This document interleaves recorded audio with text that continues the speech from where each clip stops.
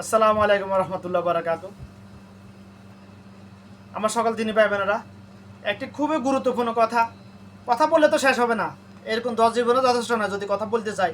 আল্লাহ পাক যতটুকু আলেম এ পর্যন্ত দিয়েছে, বেশি দিয়ে নাই, সামান্য। এগুলো নিয়ে কথা বলতে গেলে আমার এরকম এক জীবন যথেষ্ট নয়। একটা হাদিস নিয়ে কথা বলবো। হাদিসটা খুবই গুরুত্বপূর্ণ। মোস্তাহাবগত কিছু কিছু আমল আমল মানে আমলের অ্যানালিসিস করলে যেটা বুঝতে পারে আল্লাহ পাক এগুলোকে ওয়াজিব করে দিত। রাসূলুল্লাহ সাল্লাল্লাহু আলাইহি ওয়াসাল্লাম ওয়াজিব কেন করো নাই? কারণ উম্মতে মুহাম্মদী এগুলো মানবে না, ফরজও মানতেছে না, ওয়াজিব মানতেছে না। আবার অপশনালগুলোকে আবার ওয়াজিব করে দিলে কী হবে? তারা তো না মানলে গুনাহগার হয়ে যাবে। এই জন্য রাসূলুল্লাহ সাল্লাল্লাহু আলাইহি ওয়াসাল্লাম এগুলো ওয়াজিব করে নাই। আজকে আমি যে যে যে হাদিসটা বলবো, এটা যদি অর্থ যদি আপনারা বুঝতে পারেন, যদি আপনার কলবে যদি এটার যদি ওই ভয়গুলো থাকে, ওই বিষয়গুলো নিয়ে ভয় থাকে, তাহলে কোনো আদম সন্তান এই আমল করতে ভুলবে না কখনো। সময় নাই বলে এই আমল করতে ভুলবে না। রাসূলুল্লাহ সাল্লাল্লাহু আলাইহি ওয়াসাল্লাম বলছেন, আমার কোনো উম্মত যেন এ 60টি দোয়া না করে, নামাজে সালাম না ফিরায়। সুন্নত নামাজের কথা বাদ দেন, আপনি ফরজ নামাজের কথা জানেন শুধুমাত্র। আপনাদের তো সময় কম, দুনিয়ার সময় সংকীর্ণ, এই জন্য সময় কম মানুষের। আখিরাতের সময় অনেক লম্বা ভাই। কিন্তু উচিত ছিল মানুষের কোনো রকম ন্যাক আমল করে গুনাহ থেকে বেঁচে থাকে, দুনিয়ার সময়টা কোনো রকম কাটিয়ে যাইতে পারলে লাভ। মানুষের ফিতরত হওয়া ছিল এমন, ওইদিকে গেলাম না। রাসূলুল্লাহ সাল্লাল্লাহু আলাইহি ওয়াসাল্লাম কোন 60টি দোয়া না করে নামাজে সালাম ফিরাতে নিষেধ করেছেন? আমরা নামাজের শেষ বৈঠকে আত্তাহিয়াতু পড়ি না? আত্তাহিয়াতু পড়ি, দুরূদ শরীফ পড়ি, দোয়া মাসুরা পড়ি। পড়ার পরে এই 60টি দোয়া না করে সালাম ফিরাতে নিষেধ করেছেন। আল্লাহুম্মা ইন্নী আউযু বিকা মিন আযাবিল কবর ওয়া আউযু বিকা মিন আযাবি জাহান্নাম ওয়া আউযু বিকা মিন আযাবি মিন ফিতনাতি মাসিহ দাজ্জাল ওয়া আউযু বিকা মিন ফিতনাতি মাহইয়া ওয়াল মামাত। হে আল্লাহ, তুমি আমাকে কবরের ফিতনা থেকে রক্ষা করো, তুমি আমাকে মৃত্যুর ফিতনা থেকে রক্ষা করো, তুমি আমাকে দাজ্জালের ফিতনা থেকে রক্ষা করো, তুমি আমাকে জাহান্নামের আযাব থেকে রক্ষা করো। জাহান্নামের কথা পরে গেলাম, আমি কবরের কথা পরে গেলাম। দাজ্জালের কথা আসেন আর মৃত্যুর ফিতনার কথা আসেন। দাজ্জালের ফিতনা আর মৃত্যুর ফিতনা, এটা আপনারা কি বুঝেন? এটা নিয়ে ব্যাখ্যা দিতে গেলে অনেক সংক্ষিপ্ত আমি ব্যাখ্যা দিতেছি। আমি আমা তাওফীকুল্লাহ বিল্লাহ আউযু বিল্লাহি মিনাশ শাইতানির দাজ্জাল, আপনারা জানেন দাজ্জালকে আমাদের আগে আসবে, 40 দিন দুনিয়াতে পৃথিবীতে বিরাজমান বিচরণ করবে, এতটুকুই জানেন। দাজ্জালে এটা করবে, এটা মৃতকে জীবিত করবে, জীবিত এতটুকু জানেন। এটা তো ওই দাজ্জাল, যে দাজ্জাল আল্লাহ সৃষ্টি করে রেখেছেন বাবা আদমকে সৃষ্টি করার আগেই, দুনিয়াতে পাঠানোর আগে। কিন্তু জিন শয়তান দ্বারা মানব শয়তানকে দিয়ে যে দাজ্জালগুলো সৃষ্টি করে রেখেছে আল্লাহ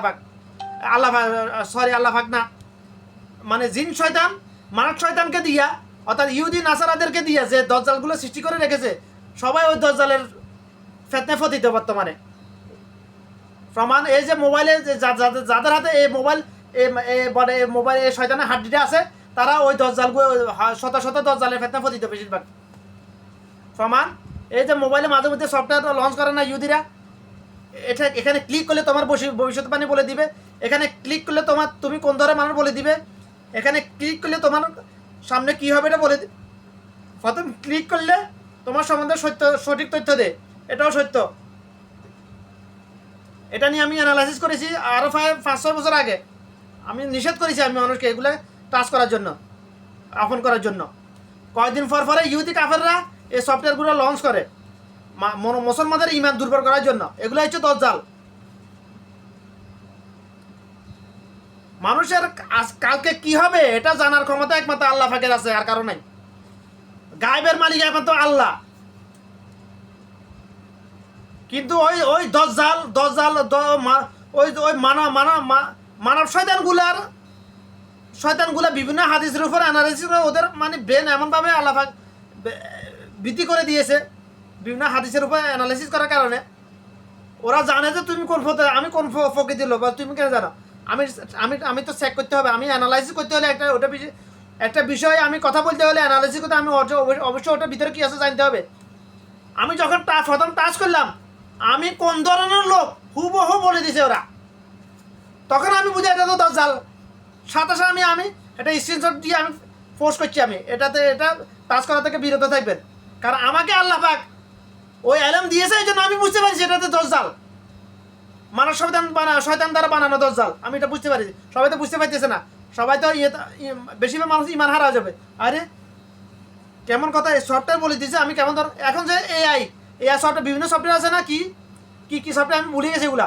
এই সফটওয়্যারগুলো ব্যবহার করবেন না, সফটওয়্যারগুলো ব্যবহার করবেন না আপনারা। বিভিন্ন বিগত কয়েক বছর, 6 বছরের মধ্যে বিভিন্ন সফটওয়্যার লঞ্চ হয়েছে ইহুদি কাফেররা, যে কোরআনের ব্যাপারে জিজ্ঞেস হলে বলে দে, এর কয়েকটা সঠিক তথ্য দিব, একটা সিরিকি কথা ঢুকে দিব মাঝখান দিয়ে, আপনি ইমান চলে গেছে। এগুলো আপনারা কখনো ভুলেও এটা সফটওয়্যারগুলো ডাউনলোড করবেন না কখনো, এগুলো অফার করবেন না কখনো। ফেতনা, দজ্জালে ফেতনা ফরি যাবেন, ইমান হারা হয়ে যাওয়ার সম্ভাবনা খুব বেশি। এখন মোবাইল ব্যবহার করতে হয়, কিছু করার নাই। ইমোতে দেখেন তো, ইমোর কল কাটলে সাথে সাথে চলে আসে না, এমন যে কাটায় জানা, আপনি চাইলেও কাটতে পারবেন না, চলে আপনার অনেক হয়, আপনার চোখ বন্ধ করে রাখতে হবে, নাহলে দেখতে হবে আপনাকে, দুইটা একটা করতে হবে। ওটা তো আশা করি দজ্জালের কথা বুঝাতে পেরেছি। এরপরে আসুন, মৃত্যুর ফেতনা কাকে বলা হয়? মৃত্যুর ফেতনা কাকে বলা হয় জানেন? হ্যাঁ, এই হাদিসের ব্যাখ্যা দিতে গেলে আমি বলতে চাই, আমার রাসূলুল্লাহ সাল্লাল্লাহু আলাইহি ওয়াসাল্লাম আমার কোন উম্মত যেন এই 4টি দোয়া করতে না ভুলে। আর আমি বলতে চাই আমার কোনো দিনী ভাই বোন যদি এই ফেতনাগুলোকে ভয় না পায়, তাহলে তারা যেন এই 4টি দোয়া করতে ভুলে যায়। এটা হচ্ছে আমার ফতুয়া। আমি আবার আমার কোনো দিনী ভাই বোন যদি এই ফেতনাগুলোকে ভয় না করে, তারা যেন এই দোয়াগুলো করতে ভুলে যায়। মৃত্যুর ফেতনা কত ভয়াবহ! যদি মৃত্যুর ফেতনা মানে প্রত্যেক আদম সন্তান জীবনে একবার জিন শয়তানকে সহযোগে দেখতে পারে, এই চোখ দিয়ে দেখতে পাবে। হাদিসের ব্যাখ্যা বলতেছি আমি। তবে জিন শয়তান চাইলে এখন আপনার সাথে দেখা হতে পারে। জিন দেখে না মানুষ অনেক সময়, জিনের যখন ইচ্ছা হয় তখন দেখে। জিনের গতিবিধির একটা রেডিয়েশনের একটা আছে, ওটা সাইন্টিফিক ব্যাখ্যা বলতে অনেক অন্যদিকে চলে যাবে, গেলাম না আমি। কখন মানুষ দেখতে পারে জিনকে? প্রত্যেক আদম সন্তান মৃত্যুর ফতনায় পতিত হবে যদি আল্লাহ পাক তাকে না বাঁচায়। যে আদম সন্তান মৃত্যুর ফতনায় পতিত হয়ে গেছে, সে কাফের হয়ে যায়, সে ইমান হারা হয়ে দুনিয়া থেকে যাবে। মৃত্যুর ফতনা কি? প্রত্যেক আদম সন্তান মালাকুল মউত সামনে আসার কয়েক মিনিট কিংবা কয়েক ঘন্টা পূর্বে, সম্ভাবনা কয়েক মিনিট পূর্বে, অর্থাৎ রুটা দেহ থেকে বের হওয়ার কয়েক মিনিটের পূর্বে প্রত্যেক আদম সন্তান জিন শয়তানকে দেখতে পাবে সচক্ষে, এই চোখ দিয়ে দেখতে পাবে। নেক্সট সুরত মানে কি? মানে মনে করেন আমার সামনে যখন একজন জিন শয়তান আসবে আমাকে ইমান হারা করে দুনিয়া থেকে বিদায় করার জন্য সাহায্য করতে, তখন কাতে সুরতে আসবে যারা আমার দুনিয়াতে, যারা মৃত্যুর পরে, যারা দুনিয়া থেকে আমার আগে চলে গেছে, যারা আমার শুভাকাঙ্ক্ষী, আমার মা ভাই বোন, আমার দাদা দাদি নানা নানি, মনে করে এরকম যাদেরকে আপনি বেশি ভালোবাসছেন, যারা আপনাকে দুনিয়াতে বেশি ভালোবাসতো, যারা আপনার আগে দুনিয়া থেকে চলে গেছে, তাদের সুরত ধরে আপনার সামনে আসবে আপনাকে ধোকা দেওয়ার জন্য। যেরকম ধোকা দিয়েছিল বাবা আদম মা হাওয়াকে জান্নাতে। শয়তান যদি জান্নাতের মধ্যে থাকি বাবা আদম মা হাওয়াকে ধোকা দিতে পারে, আপনি কোন ক্ষেত্রে মূলা বেগুন হয়েছেন, আপনাকে ধোকা দিতে পারবে না দুনিয়াতে মৃত্যুর সময়। যদি মৃত্যুর ফেতনা থেকে আল্লাহ মানুষকে হেফাজত না করে, তাহলে সে বরবাদ। এই জন্য আমি বলতে চাই, আল্লাহ রাসূল সাল্লাল্লাহু আলাইহি ওয়াসাল্লাম এই দোয়াগুলো করা ওয়াজিব করে দিতেন। আমার কাছে মনে হয় যে এরকম হইতেছে কেন, আমাকে আল্লাহ পাক মনে করাই দিয়েছে, এই জন্য হইতেছে। কিন্তু কেন ওয়াজিব করা নাই? কারণ উম্মতে মুহাম্মদ এগুলো আমল করবে না করলে গুনাহগার হয়ে যাবে, এই জন্য ওয়াজিব করে দেয় নাই। নাহলে এটা এই হাদিসের ব্যাখ্যা অনুযায়ী বুঝতে পারি এটা ওয়াজিব করে দেওয়ার মতো আমল।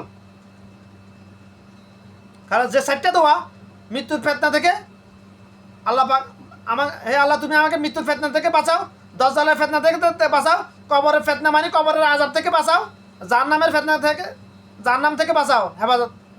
জাহান্নামে কে যেতে চায় ভাই?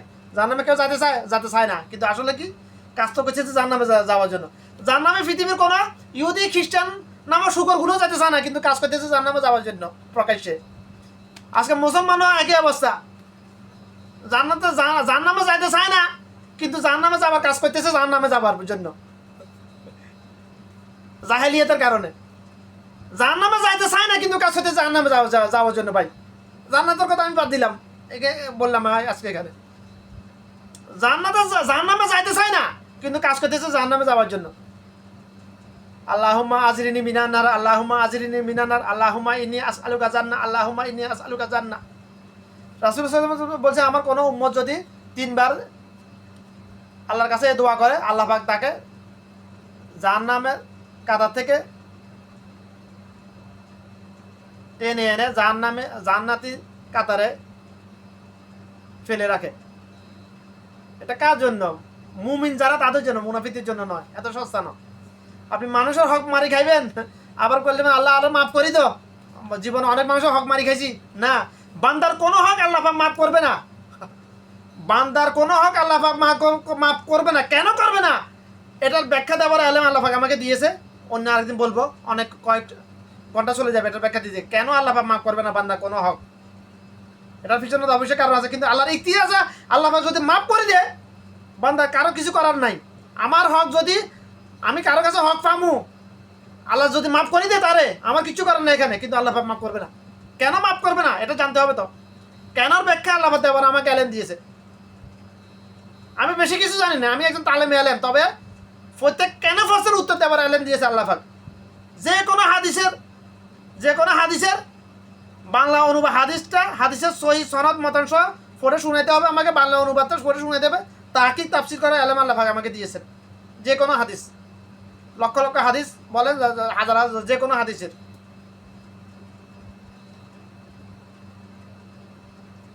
আমি যেহেতু বাঙালি, আমার জন্য আরবি বলাটা ফরজ নয়, তবে আরবি জানা বোঝা ফরজ।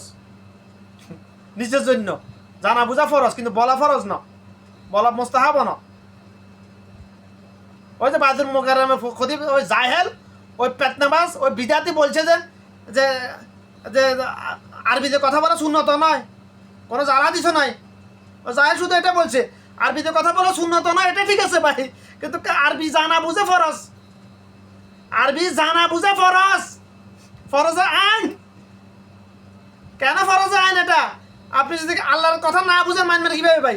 আমি যে চীন দেশে গেলাম, আচ্ছা চীন দেশে, আমি এখন ওমানে আছি, ওমানের ভাষা আরবি।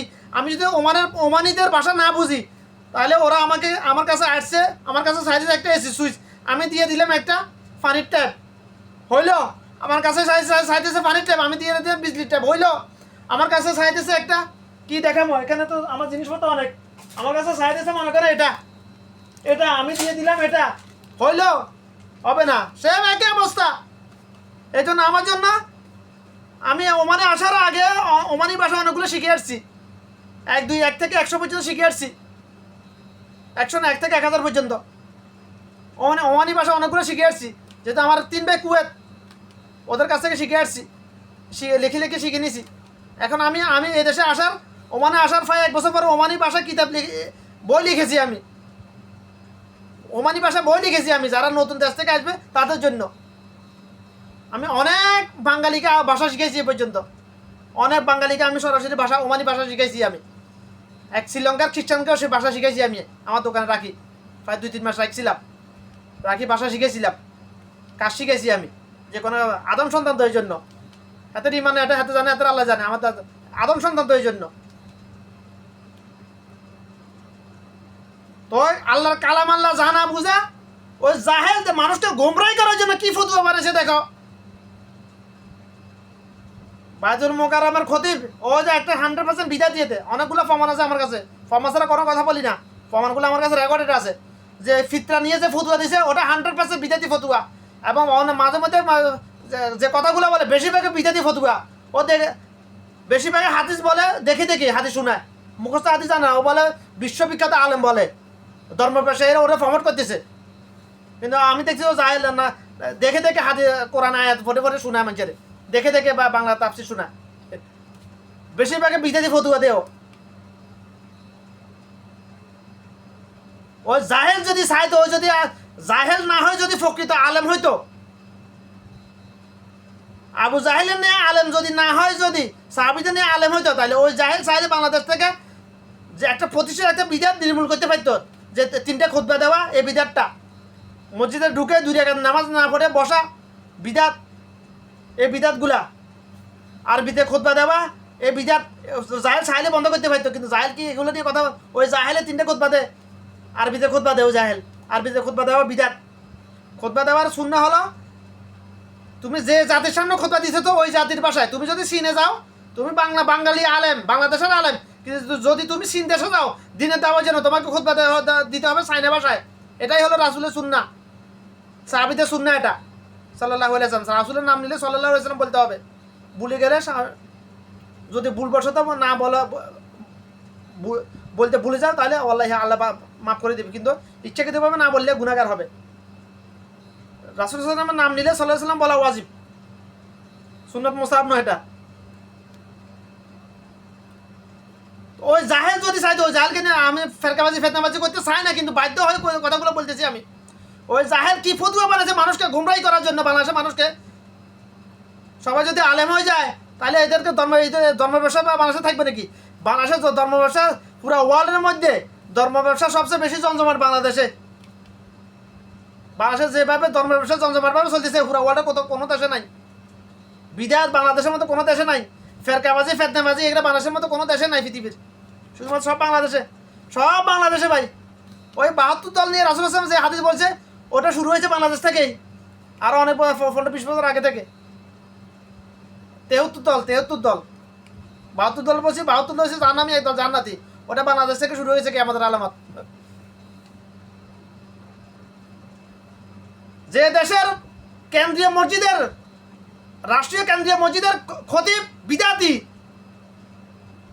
ফেতনাবাজ, ওই দেশ কীভাবে আর হবে?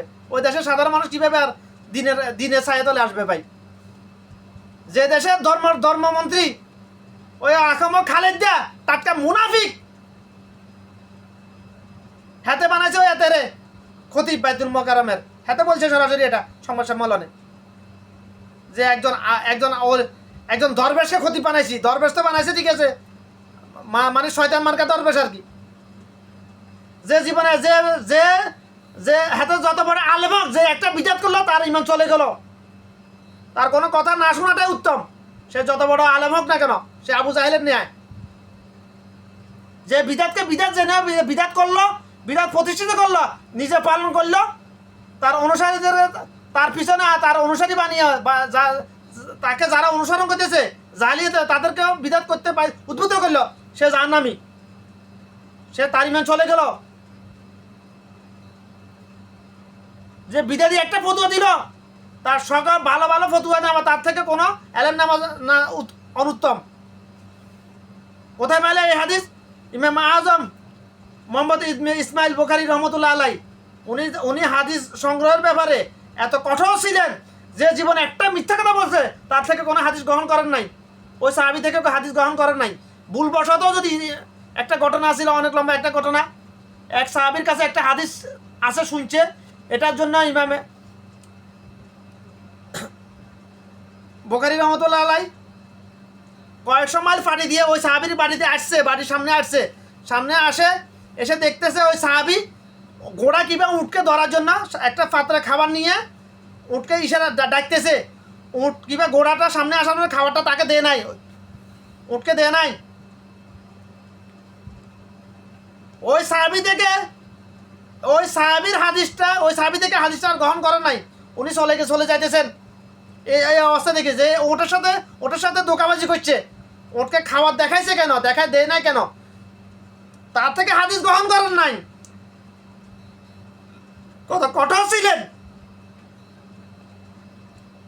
তখন যখন চলে যাইতেছেন ব্যাকে, তখন ওই সাহাবী শুনছে তার যে কোনো খাদেমের মাধ্যমে যে আপনার কাছে এরকম এক ব্যক্তি আসছে, আপনার কাছে একটা হাদিস আসে শুনছে ওটা নেওয়ার জন্য। তখন উনি দৌড় গেলেন, আপনি কেন চলে যাবেন? বলছে এই ব্যাপার, তোমার থেকে হাদিস নেওয়া যাবে না, তুমি এটা গোড়ার সাথে কেন ধোঁকাবাজি করলে? তাহলে কত কঠোর ছিলেন। এবার যে আলেম নামের জাহেল, আবু জাহেল মার্কা আলেম, জীবনে একটা বিজাত করছে, তার হাজার ভালো কথা না শোনাটাই উত্তম। কারণ সে কয়েকটা হাদিস সহি হাদিস শোনাবে, মাঝখানে একটা জাল হাদিস ঢুকে দিবে। এরা হচ্ছে মানব শয়তান, এরা হচ্ছে জিন শয়তান দ্বারা পরিচালিত মানব শয়তান এরা। এই জন্য এদের কথা না শোনা থেকে উত্তম। যে জীবনে একটা বিদাতি কথা বললো, অনিচ্ছাকৃত বলার পর যদি পরে তওবা না করে জনসম্মুখে, তার ভালো কথাগুলো না শোনাটা উত্তম। কেন না শোনার বিরত থাকা উত্তম কথা শোনা থেকে? কারণ সে কয়েকটা সহি হাদিস বলবে, তার মধ্যে একটা জাহাজি ঢুকে দিবে, আপনারা বুঝতে পারবেন না। আপনারা তো মনে হয় এরা তো এত তো অনেক বড় আলেম, খালি থোড়ি আরবি বলে, আরবিতে কথা বলে শুধু। আরবিতে কথা বলাটাই জাহেলিয়াত বাঙালির, যে বাঙালি শুধুমাত্র আরবিতে কথা বলে বাংলাদেশের মানুষের সামনে, হেতে জাহেল মূলত। কারণ হেতে তাফসির জানে না, ওই বাংলার অনুবাদ জানে না, আরবি অনুবাদ জানে না, তাহাকিক তাফসির জানে না, হেতে হেতে জাহেল মূলত। যে আলেম নামে জাহেল আরবিতে খুতবা দে, আরবি খুতবা মানে নুরানি মাদ্রাসার চতুর্থ শ্রেণী একটা বাচ্চা খুতবা পড়তে পারবে, কোনো ব্যাপার না। এটা নুরানি মাদ্রাসার তৃতীয় জামাতে চতুর্থ জামাতে একটা বাচ্চা পড়তে পারে আরবি, সুন্দর, হাতের থেকে আরো সুন্দর পড়তে পারে, শুদ্ধভাবে একেবারে, জবাজে না থাকলে পড়তে পারে তারা। আরবিতে খুতবা দেবে, এটা বাহাদুরি কিছু নাই। খুতবা তাফসির করা, তাহকিক করা, তা বাংলা অনুবাদ করা, এটা হচ্ছে তো এলেমের বিষয়। আরবি তো মাদ্রাসা যারা পড়ে সবাই আরবি পড়তে পারে ভাই, এই যে বাহাদুর কি আছে। যারা জাহেল খুতবা আরবিতে খুতবা তা কারা দে, যারা জাহেল কালাম আল্লাহ জানে না বুঝে না, তারা আরবিতে খুতবা দে। হাতে কালাম আল্লাহ জানলে বুঝলে না, হাতে আরবিটাকে বাংলা ট্রান্সলেট করতে ভাই। খুতবার নিচে বাংলা অনুবাদ আছে, বাংলা অনুবাদ আর তাফসির তাহকিক মধ্যে ব্যাখ্যার মধ্যে পার্থক্য আছে।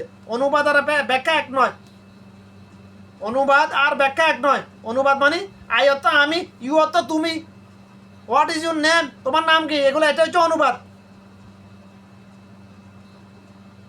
অনুবাদের ব্যাখ্যার মধ্যে পার্থক্য আছে।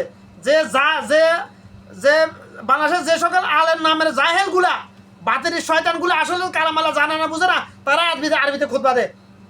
সেটা কথা এখানে ফতুয়া বাংলাদেশের সকল আলেমকে এক জায়গায় আনে যদি বাড়ি বত্ত করে, এটা খণ্ডাতে পারবে না কেউ কখনো। আমার এই ফতুয়া বলে আমি তাদের মতো আলেম না, আমি বেশি কিছু জানি না, তবে যেটা জানি ওটা সহি জানা তৌফিক দিয়েছে আল্লাহ পাক আমাকে। আমার এই কথাগুলা বাংলাদেশের সিলেবাসে পাইবে না, সত্য। এই কথাগুলো ফাইতে হলে তোমাকে 30 পাটা কোরআনের আলেম হইতে হবে, হাজার হাদিসের আলেম হইতে হবে, কথাগুলো বুঝতে হলে। জাহেল যারা, তারা কখনো বুঝবে না। যারা টকা 2-4টা হাদিস জানে, তারা কখনো আমার এই কথাগুলো বুঝবে না। কথাগুলোর ফেরকাবাজি করবে তারা, ফেতনাবাজি করবে তারা। আমার এই কথাগুলো ফেরকাবাজি ফেতনাবাজি কারা করে, তারাই করবে না যারা হক কানে আলেম কালাম আল্লাহ জানে, পুরাপুরি কালাম আল্লাহ জানে বুঝে, তারাই ফেরকাবাজি করবে না কখনো। বাস এই বিদাতকে বিদাত জেনেও যারা বিদাত করে যাইতেছে, চালিয়ে যাইতেছে, ওই ওই ওই 100% জাহেল কালাম আল্লাহ জানেও না বুঝে না, হাতে জান নামের কি হাতে। কারণ ওয়াকুল্লু বিদাতি দালালা, ওয়াকুল্লু বিদাতি শিরিক আসকার। প্রত্যেক বিদাতে গোমরাহি ফদবর্ষতা, প্রত্যেক বিদাতে শিরিকের অন্তর্ভুক্ত। কোরআন আয়াত হাদিস এগুলা। কিন্তু আফসোস আমাদের দেশের মানুষ বর্তমান যুগের এই মোবাইলের উসুলে অনেক যুবক, অনেক মাদ্রাসা পড়ুয়া যুবক এগুলো বিদাত জানে কিন্তু প্রতিবাদ করতেছে না। বিদাতকে বিদাত জেনে বিদাত পালন করতেছে ভাই। বিদাতকে বিদাত জেনে পালন যে করবে তার ইমান চলে গেছে, সে কাফের।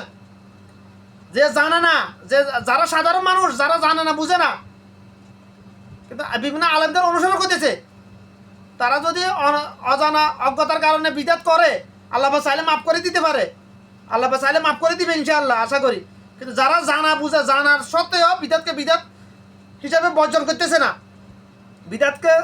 বিদাত অনুসরণ করতেছে, বিদাত করতেছে, তাদের মাপ নাই, ছাড় নাই, ছাড় নাই। আল্লাহ সবাইকে সহি বুঝান করুন, সবাইকে বুঝার কথাগুলো বুঝার, এবং শুধু জানলে বুঝলে হবে না, আমল করতে হবে। জাননেওয়ালা বুঝনেওয়ালা আবু জাহেলও ছিল, আবু জাহেলও জানতে বুঝতো, আবু জাহেলের ইমান ছিল আল্লাহর উপর, আল্লাহ এক, এটার উপর ইমান ছিল। মানে আল্লাহ বলতে একজন আছে, এটার উপর ইমান ছিল, কিন্তু আল্লাহ ছাড়া কেউ নাই, এটার উপর ইমান ছিল না। আবু জাহেলও জানতো। আবু জাহেলের 30 পাটা কোরআন আলেম, লক্ষ আবু জাহেলের জবানাটা আমার রাসূলুল্লাহ সাল্লাল্লাহু আলাইহি ওয়াসাল্লামের জবান এক ছিল, সকল সাহাবীদের জবান এক ছিল। তো আবু জাহেল কি আরবি বুঝার জন্য মাদ্রাসা পড়ে লাগছে? লাগে নাই। তাহলে আবু জাহেলও আলেম ছিল, কিন্তু কাফের।